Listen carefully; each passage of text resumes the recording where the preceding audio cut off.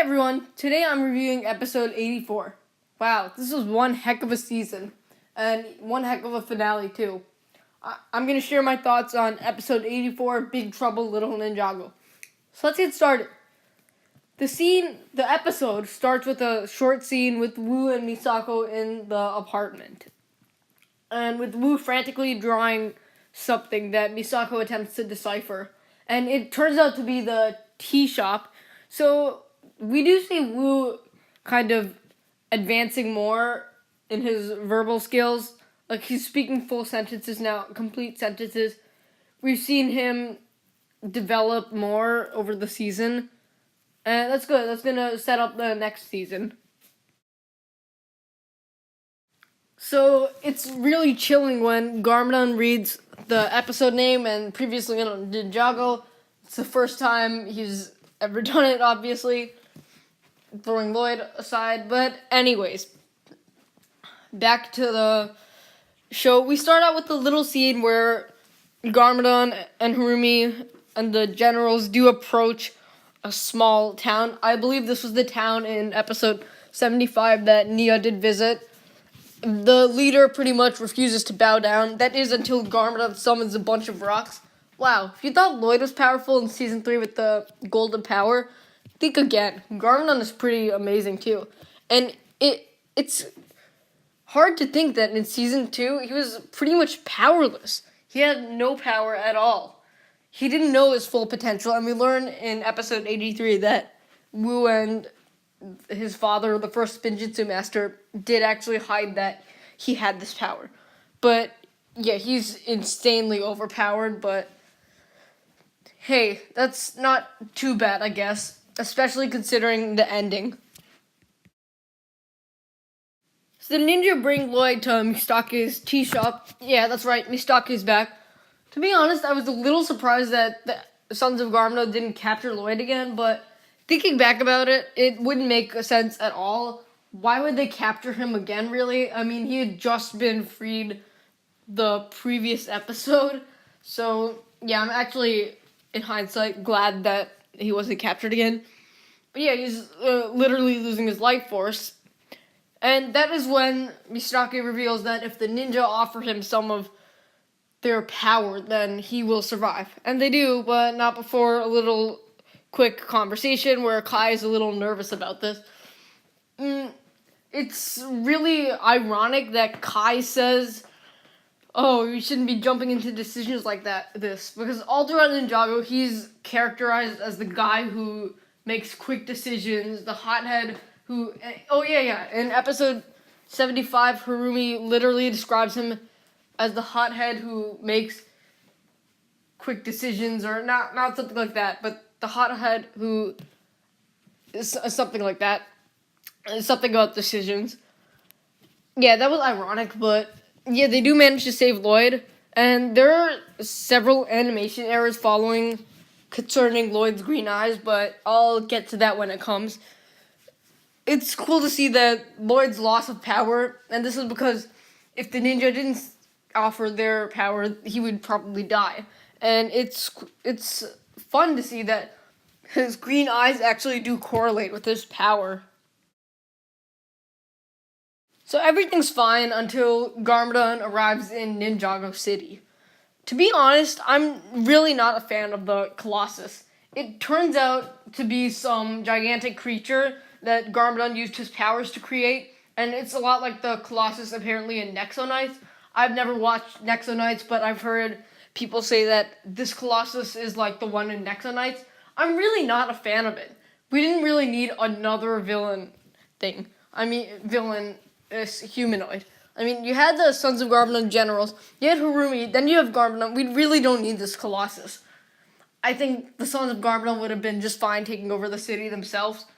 And, I'm not a fan of it. It looks pretty much like Jungle Garmadon from the movie.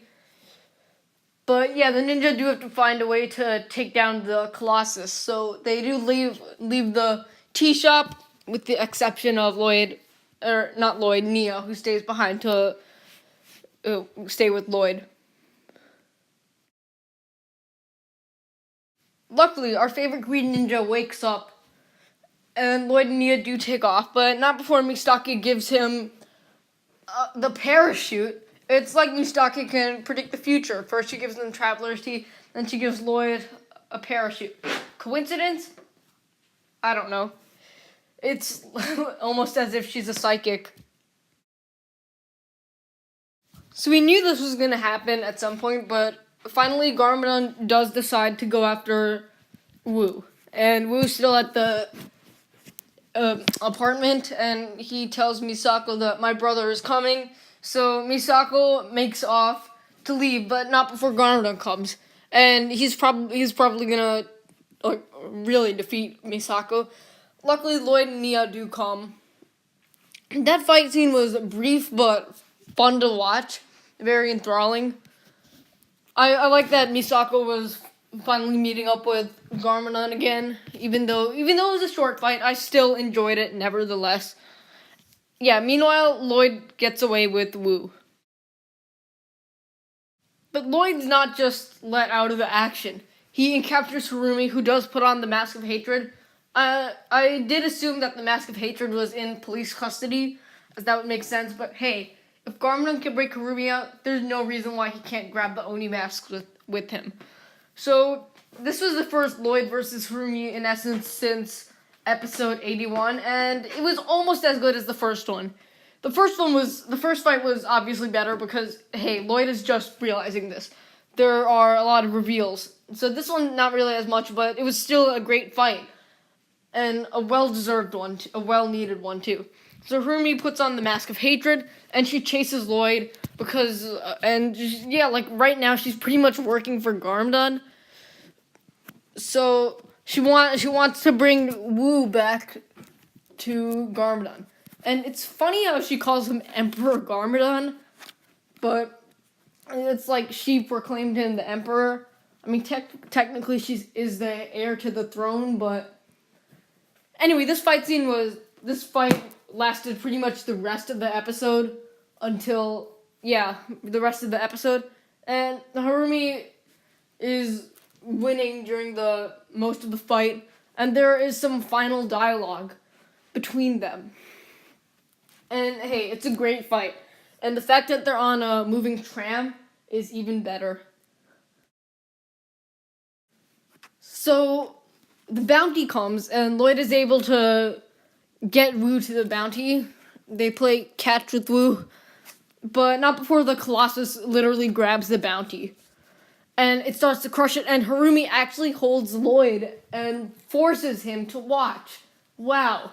So, Harumi is really an amazing villain because her motives are so much more.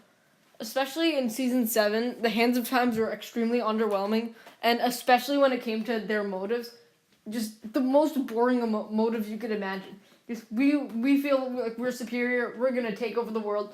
No, Harumi is so much more. Her motives go like way within, emotional too. And the pain that she wants to inflict on others, it's a way that she wants to inflict this pain on others in a totally different way.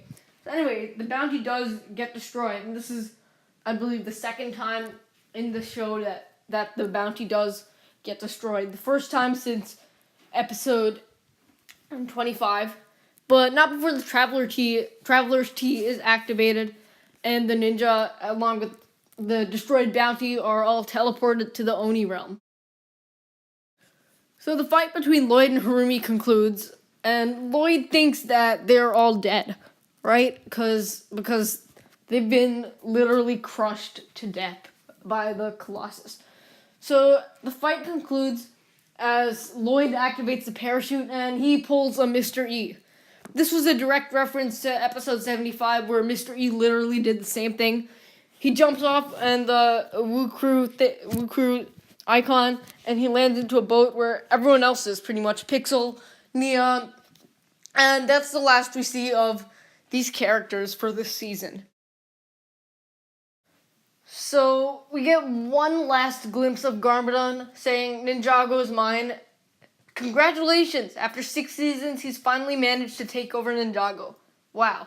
But anyway, hey, I'm so glad that the villains actually finally won. This is a first. In seasons past, the villain always gets defeated. this is amazing, really. It's doing wonders for the plot of Ninjago, and the way that this episode ends also will connect season 9 a lot more than season 4 did with season 5. And I'm so glad that the villains actually won, because this is actually realistic. So we get to see the 4 original ninja and Baby Wu, who has an adorable little mini staff. And they get a glimpse they're in the first realm now. And a couple dragons swoop by overhead, and the ninja realize where they are. And keep in mind, they're stranded there. There's no way to go back unless someone on the outside, which would be Ninjago, saves them. So in conclusion, this was probably one of my least favorite season finales, but it really did a great job connecting and setting up season 9. There were rumors that season 8 and season 9 were to be connected, and these rumors are definitely true. This episode definitely sets up season 9, and it leaves the biggest cliffhanger we've ever seen in Ninjago ever, hands down.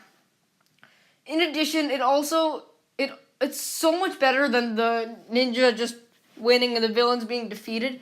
That happens every season. This is actually different for a change. And if Ninjago can continue this, then the plot is already improving. Thank you guys so much for watching. If you enjoyed, leave a like, subscribe, and share with everyone you know. I will be doing a few more videos, and I will see you next time.